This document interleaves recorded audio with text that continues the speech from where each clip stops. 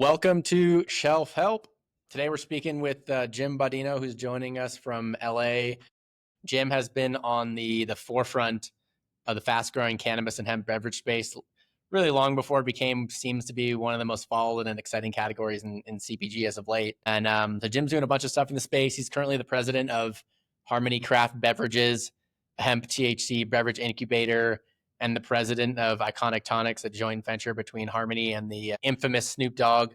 Also a partner at Fiorello, creative agency focused on emerging markets, including the beverages, I imagine. Way before that, Jim spent a good chunk of his early career at Toyota before really diving headfirst into the cannabis space. Jim, really excited to have you here. I think first off, maybe just for the listeners that aren't all that familiar with Iconic Tonics and Harmony, maybe just give us kind of the quick lay of the land in terms of just kind of the origin story, incubator model you've been working on, and some of the brands in the ecosystem where the listeners can get their hands on some of the core brands in the portfolio and any other kind of notable things going on with the ecosystem as of late that you want to kick things off with. Sure. Well, first of all, good to see you. Thank you for having me. Yeah, of course. Appreciate it. I know we've known each other now for a number of years, going back to the cannabis Feels like days. decades. Cannabis years. It's been over a decade. And that's where I got my start in cannabis, actually working with Snoop on launching Mary Jane Media. Yep. And so it's spent a number of years in the media side and then transitioned over to the product side, also on the agency, and then with the brand incubator and really looking at the beverage space.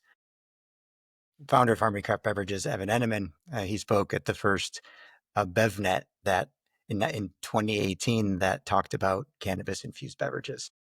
And so there was a lot of work that we're doing with dealcoholization company and really dove deep into the non-alc space and then the low and no space, and really learned a lot about what was going on, and then joined the Cannabis Beverage Association as one of the first members and board members there. And that's really where we understood or got a good understanding of the political landscape around beverages and infused beverages in the regulated market in California. So, fast forwarding a couple of years, then Harmony Craft Beverages, we had several brands in the portfolio, beverage brands in the portfolio, then that we brought under that umbrella, the Harmony Craft Beverages umbrella, so that we could have a clear direction with the company. And then we had startup conversations again with Snoop's team. And then he had 2 brands in market and he joined the portfolio. So we have 7 brands that we're now taking out to the hemp market, and also in the regulated. So we're also going to be in regulated markets, in the hemp markets, and then so that consists of 2 of Snoop's brands, and then we had 4 brands in market in the California regulated market, and then one new brand with Yer Brain, which is a partnership with Wayne Coyne of the Flaming Lips. A lot going on, that's for sure. Love to just kind of get a state of the union on this beverage space in terms of. It's a multi-part question, but kind of where things got started and really kicked into gear. I think there was some funny things that happened in Minnesota a few years back. Yes. Where we've come and where we are today, why it kind of seems like things are really kind of exploding right now. And we can start there. I have a few other questions on this front, but we'll start there.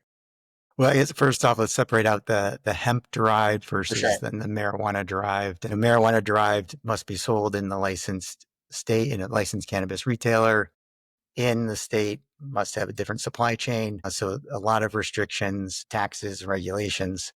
And then you've got the hemp derived, which falls under the 2018 Farm Bill, which legalizes hemp, therefore derivatives of hemp under the 0.3% THC. So you are seeing that hemp derived products can be legal, even though it may be the same exact product with the same amount of THC. One may be legal, one may be not legal. One may have restrictions and one may not have as many restrictions. And I know, and we can get into the politics maybe later, but I just wanted to set the stage of that those 2 are out there so people have that base understanding.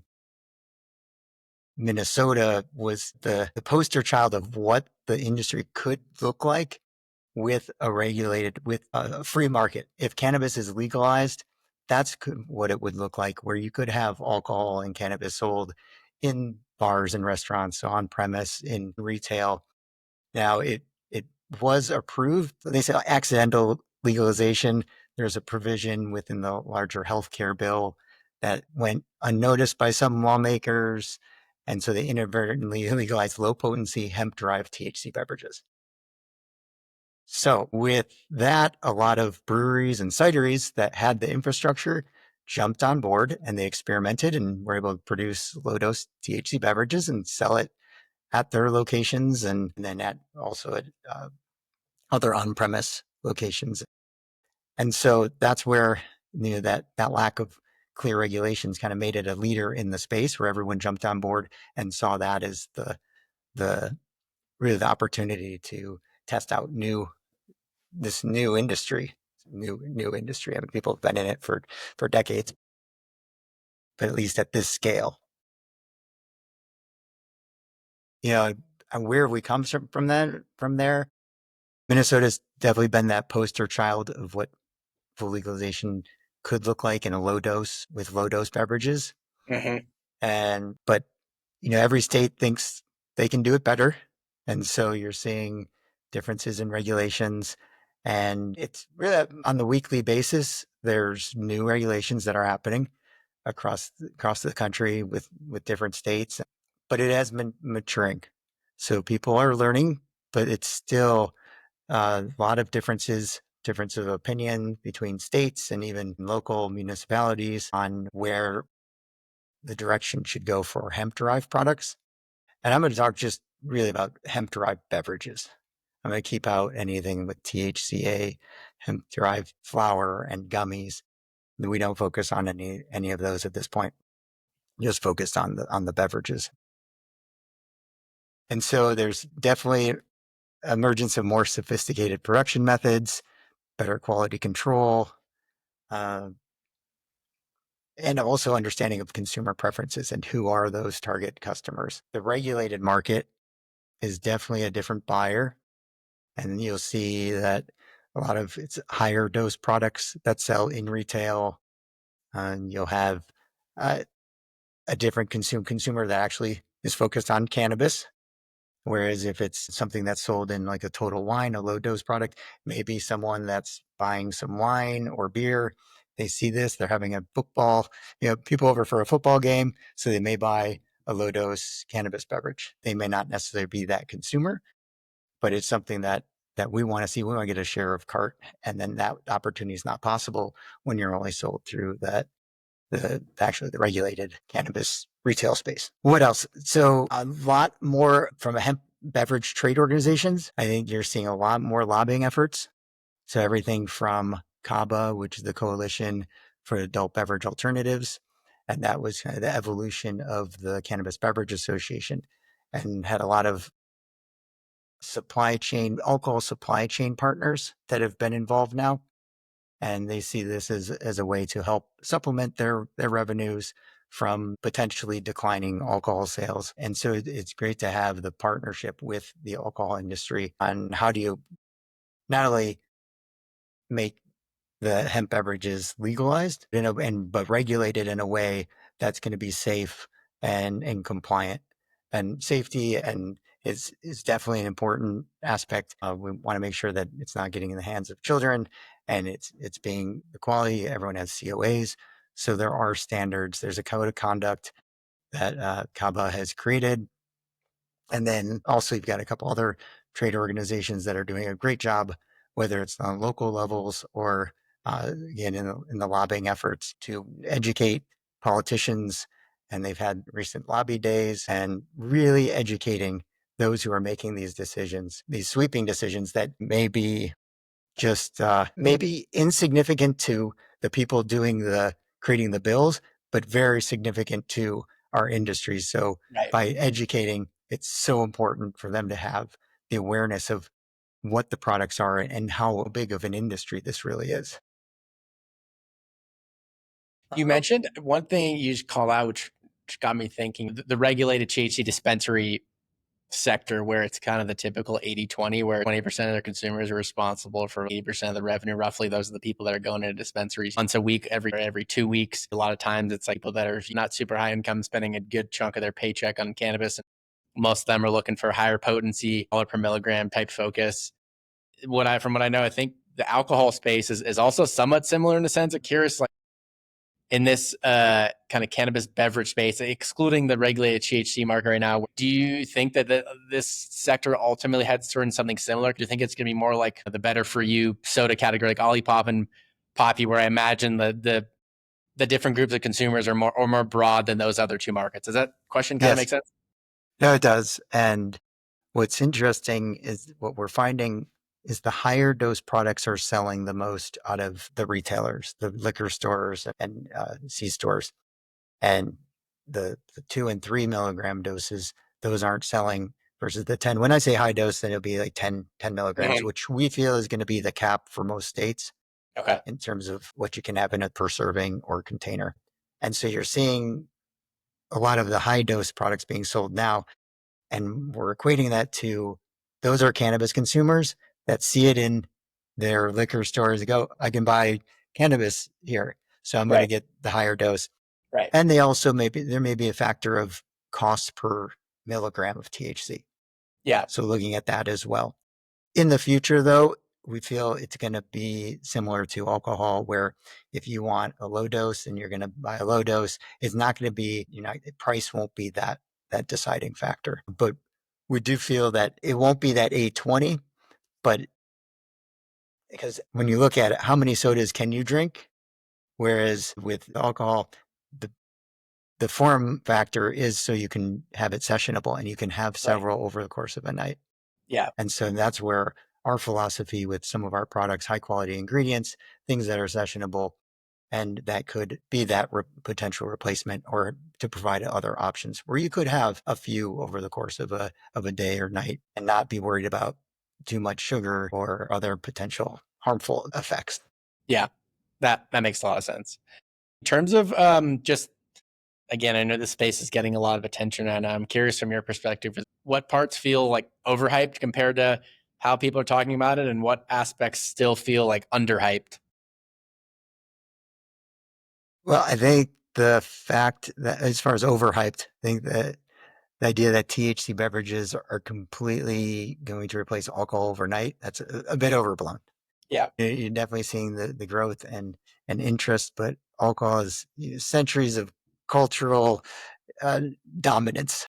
And so it's going to be hard to get people to make that change, at least the majority of the population to make that change overnight. Yeah.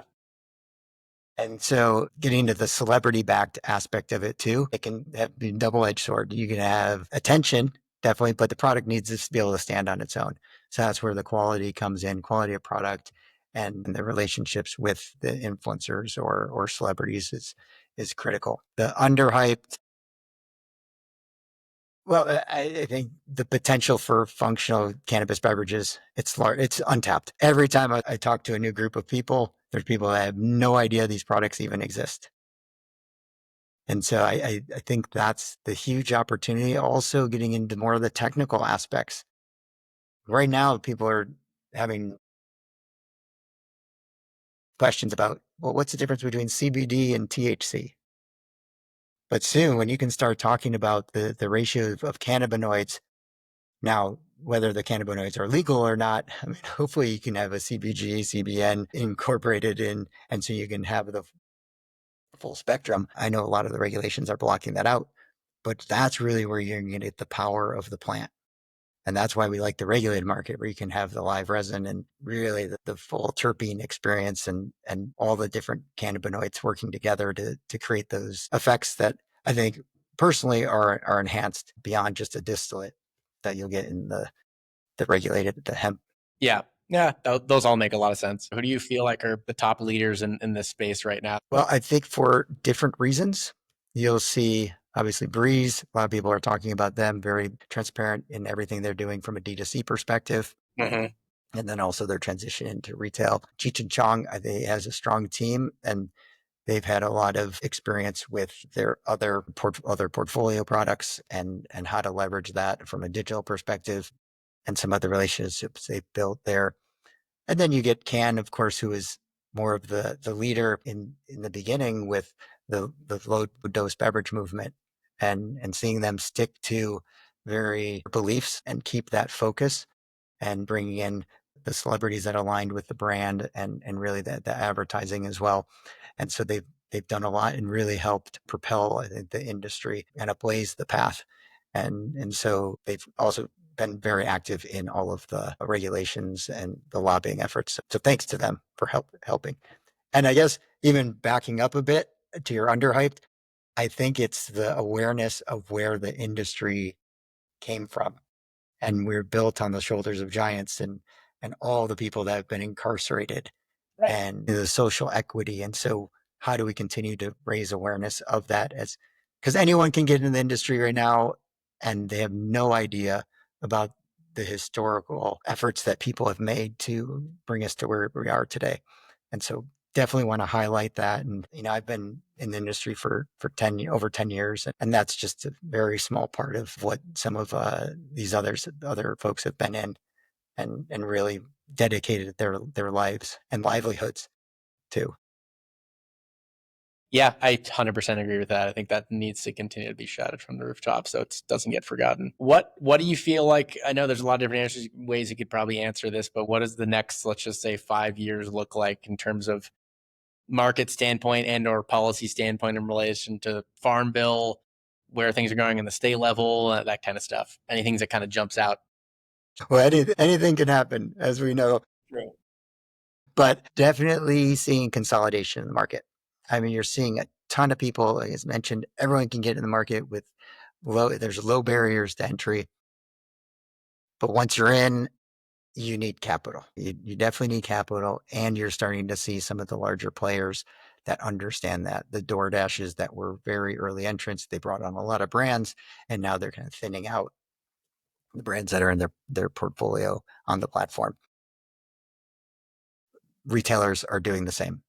A set level and expectation that you need. And so while it's easy to get in, how do you sustain that? And there's so many costs that you don't anticipate. And so how do you make sure you're accounting for that? And so if you're well capitalized, that's going to be an important part as you come into the industry. And so the consolidation, as far as legalization, I am hoping that the states can have some sort of uniformity across the board on packaging, Yeah. on labeling, because a lot of that causes a lot of issues for anyone that wants to be in multiple markets. Yeah. Yeah, totally. On the topic of consolidation, are you hearing in terms of, as example, Pepsi just acquired Poppy? What are you hearing in terms of some of these bigger operators, the Pepsis or Cokes of the world? Like, what do you hear? Are they getting close to feeling like they can start actually really looking at acquisitions, or is that sense that like big companies outside of the industry are still feeling like there's too much uncertainty and liability from a regulation standpoint?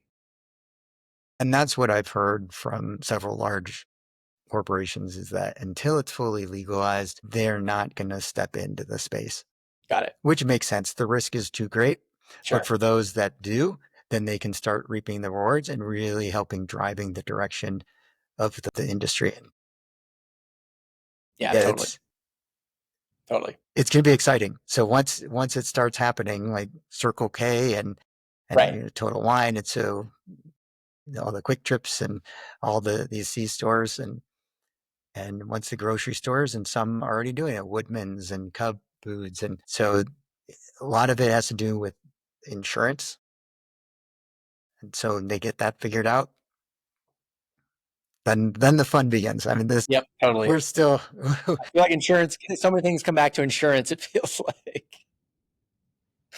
Uh, uh, Shifting gears a bit, you talked about like customer segments a bit. We circled around it a bit. I'm curious from what you're seeing from, you have so many different brands in your portfolio. I feel like you got a pretty good sense. Like, what does this look like based on right now in terms of, are there clear segments? the sober curious and those alternative seekers. I think that's a big one.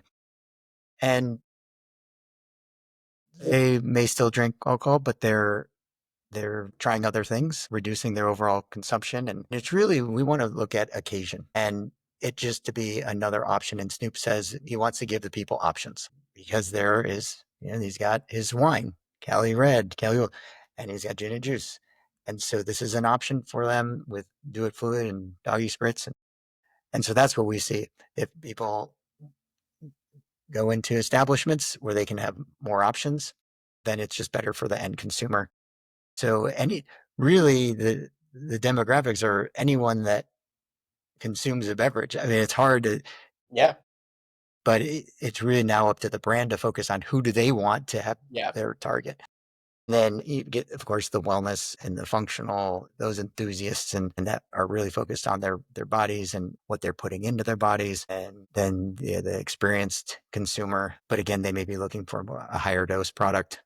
And so the low dose may not be, although in conjunction, like if they are at an establishment where they would normally have an alcoholic beverage, they may choose to have a cannabis beverage. Another big one, the older generation, 50 plus. I mean, that's huge for functional beverage across the board.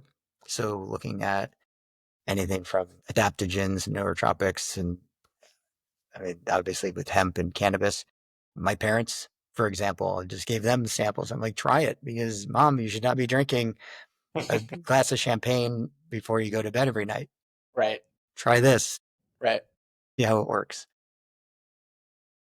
And then, of course, people that may have never had cannabis and are looking just for other options and just the kind of curious. What are you seeing in terms of the channels that are working the best right now in terms of opening doors, where you're seeing the least resistance in terms of the typical cannabis apprehensiveness, and yeah, any ones that specifically really jump out? So I want to qualify this by saying that depends on what state you're in. Sure, fair and enough. that's a huge determination of what you can do and which channels are the optimal. So one thing is we're on DoorDash in 20 states and over 50 markets, and that really provides some insight to us of which markets are performing better than others. But you're seeing in Minnesota much more open and where product can be sold. You're seeing a lot of the state shops that are getting the product on premise. So that's definitely more open. Mm-hmm. On premise everywhere else, I think you're seeing a little bit of hesitation. I think that's going to come in the second wave. Okay. So they want to see how things play out. And this will be interesting as well with distributors and who covers on premise versus off premise. And then do you do the liquor distributors or the beer distributors and who's the optimal route to market and who should you be partnering with in the different regions. Yeah. But so there's also the C stores and grocery stores and then the smoke shops. Smoke shops is an interesting one. While it may work, unless you've got the sales staff to go in and constantly manage the channel, the volume isn't enough to warrant that unless they're buying pallets at a time, which Right. people aren't going into smoke shops to buy cannabis beverages at this point. Right. No, that There makes might sense. be a few outliers, but just was at Champs in February and you're seeing a lot more activity there, but it's still going to be a difficult to get the velocity that you would get if you focused all your attention on a Total Wine or some of these other convenience channels. Yeah. In terms of, you mentioned Total Wine and some of those bigger retailers, are you seeing what experienced operators in the regulated THC space would call something like a cannabis upcharge, in terms of maybe retailers are being less friendly they would be with the typical other brands in the shelf that are not in the this hemp cannabis space, in terms of maybe not as friendly payment terms, or they're having more stringent trade spend requirements or compliance costs, or have you found that, I guess, yeah, first, are you seeing any of that, or is it No, no? not really. That's Not really. great. That's I mean, awesome. for the most part, yeah, even across the supply chain, and we're dealing with partners that do large quantities for major brands. And so it's really a matter of economies of scale. So whether you're going to do 100 or 100,000, that's really going to help dictate your price point. Yeah. And in the retail, it's the same thing. Everyone's trying to figure out what are customers going to pay for. Yeah. The main thing is we don't want it to be a race to the bottom in terms of pricing. Totally. But for the most part, distributors are going to look at it like alcohol. A lot of the alcohol distributors are looking at and want it to be comparable, and they don't want alcohol prices to bottom out. So they're not going to want THC prices to bottom out. For, let's just say, aspiring founders in the space that are really early in the stages, just launched their brand recently or getting ready to, and they're thinking about which of these retail channels they should focus on, which one did you recommend in terms of like maybe the bigger liquor store chains like Total Wine or C stores? Which one did you say you recommend? So a lot of it is how well are they capitalized and what their budgets are. Sure. If they are just starting off and don't have a large budget, I would start local and really focus on your target demographics. Where do they go? Try to do as many samplings as possible. And if you can do it or your core team, that's where you're going to get all of those insights so you can help build your story and why are you different than any other of the 100 new THC brands that are out there. And so whether it's farmers markets, gyms, or the liquor stores, wherever you can do samplings, let alone then where are you being sold? I think that's really what I would focus on as someone that's new, and try to really own your own market. Yeah. And then have others go, oh, how can I get them? And this is where the D2C comes in. Yeah. You mentioned you touched on sampling. Demos have really proven to be a key aspect and tool of driving velocity at retail in both traditional CPG, like any food and beverage brand, and as well as the the regulated THC dispensary channel as well. I mean, I'm curious, what does the demo landscape look like in this? Let's just focus on the hemp THC beverage category in retail. Is that something that they're open to? Are you seeing success with those, or what does that? What's the landscape look like right now? Yes, definitely important to have. So there are companies that are out there that can do this for you, but you need to have a good relationship with them and a very clear story for the staff to tell the customers with points of differentiation. But then also, does the retailer allow those samplings, like dosed sampling? So dosed and non-dosed will be a big discussion. So if you are in the process of creating a batch, make sure you have some non-dosed samples. Got it. Because there are states that don't allow for dose samplings, and then some retailers will not allow dose samplings. Outside of demos, in terms of just selling into retail and sell in, and then also supporting sell through, in terms of retail tactics that maybe up and coming operators or your founders should be thinking about, like what are the core tools that a brand should have their tool belt to really pitch buyers and then achieve sustained success at retail once you're on the shelf, in terms of sales decks or pitching them, sales sheets, one pagers, shelf talkers, aisle violators, end caps, that kind of stuff. Yes.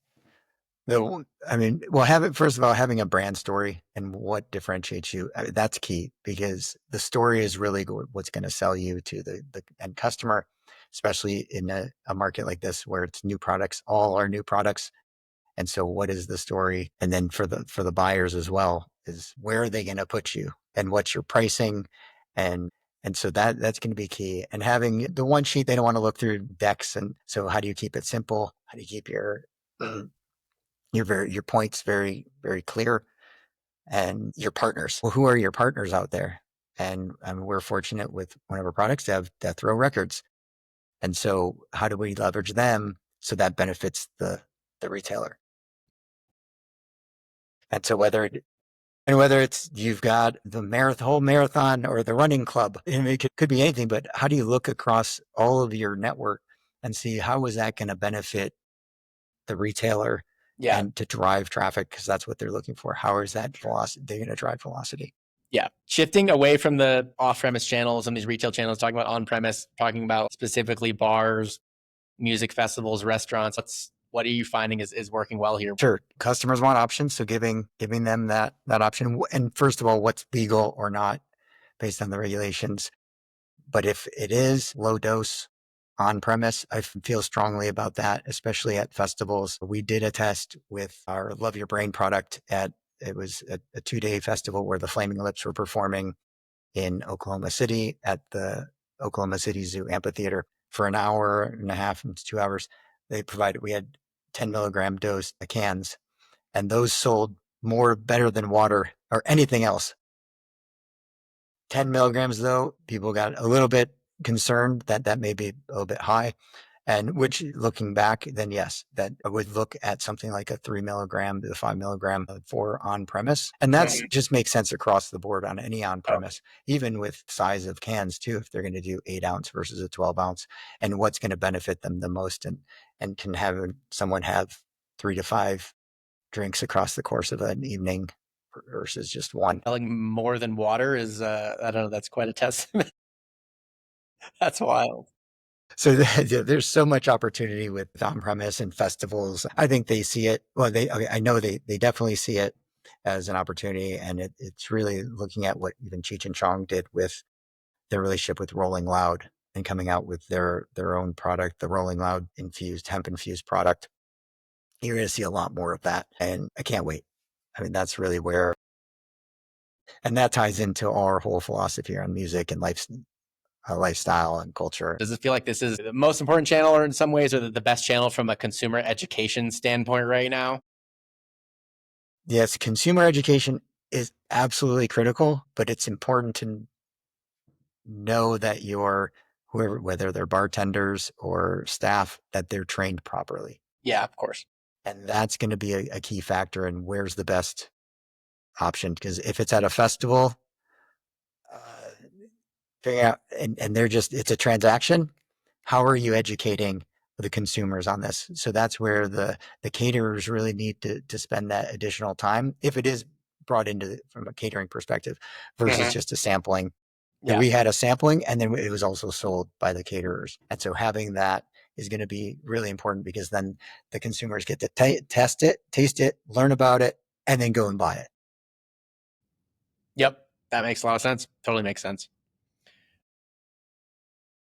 Shifting to another channel, talking about D2C. We haven't really talked about D2C much. I know there's some brands that you mentioned, Breeze, and I think they're founder and some of their team that's really been, they're running agencies on the D2C side. So it makes sense that they've been focusing on that. But it seems like other brands are having a lot of success in this D2C channel too. I'm curious, from your perspective, what have you been seeing working well in terms of what's helping drive conversions, whether it's, the programmatic ad spend and figuring out ways to get around some of the meta restrictions, or is it more organic content? Is it affiliates? Like what are you guys seeing in terms of what's working the best here?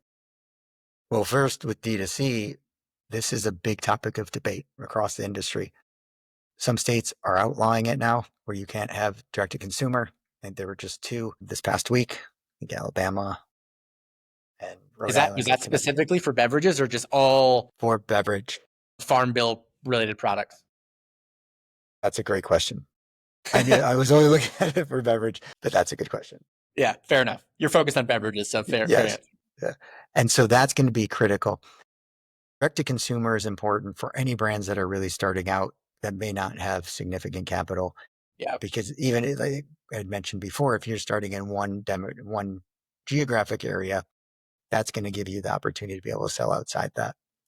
And so all the work that's being done now, and the testing and also the platforms that are allowing it, I think has been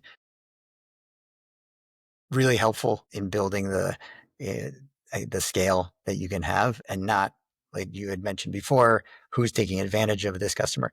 It's really not. You're on the same playing field as everyone else. If you have the dollars, then you can spend it, and just finding out what are those ways to drive that additional traffic. And this is where the partners come in. And this is where we have that unique opportunity with, obviously, with Snoop Dogg, but also all the other affiliations that we have with Death Row Records and the Death Row whole community. And then also like the Wayne Coyne of the world. And then also some of the influencers that we have and partners, the Warren Balbrow and Jamie Evans as well, or the founders of Klaus and Herbacea. Without giving away too much secret sauces or anything you're seeing that's working best from specifically kind of like a meta and programmatic standpoint in terms of like getting around some of the usual like cannabis related challenges, or you're not really seeing many of those anymore and you can kind of just do what you want?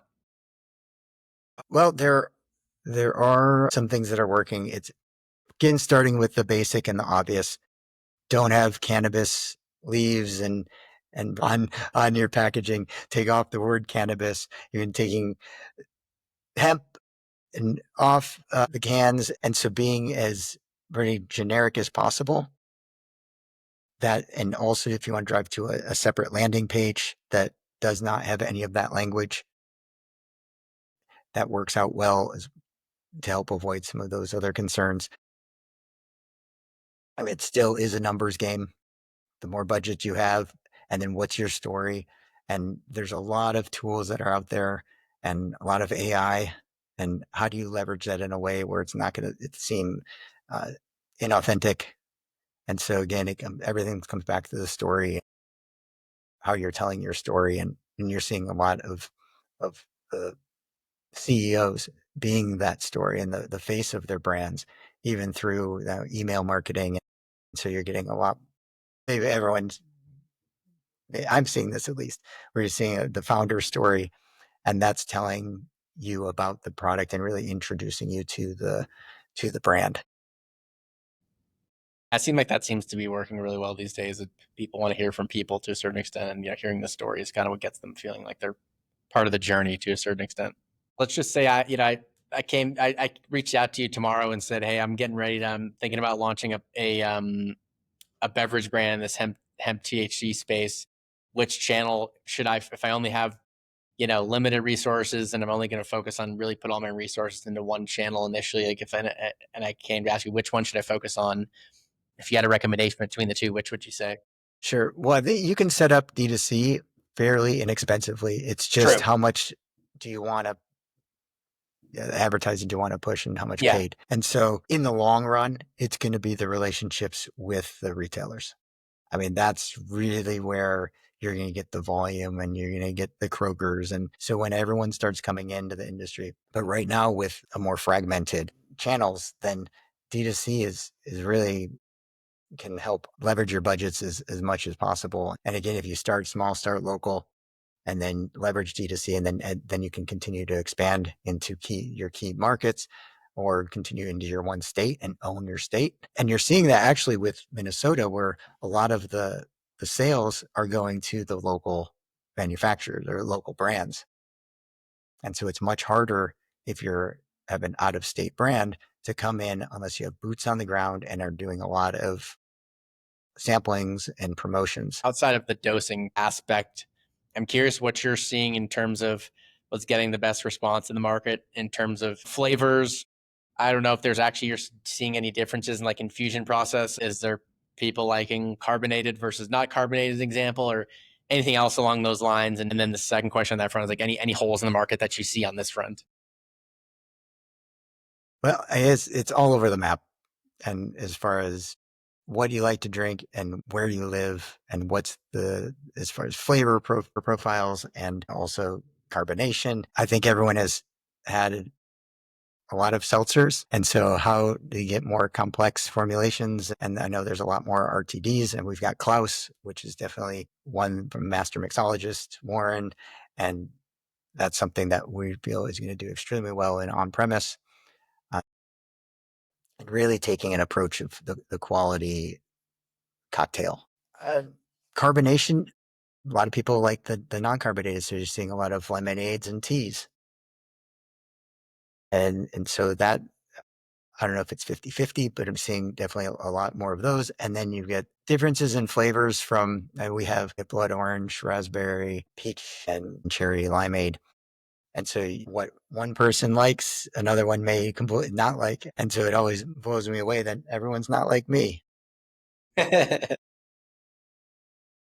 if you like Spindrifts or LaCroix, then you may like the waters, THC infused waters.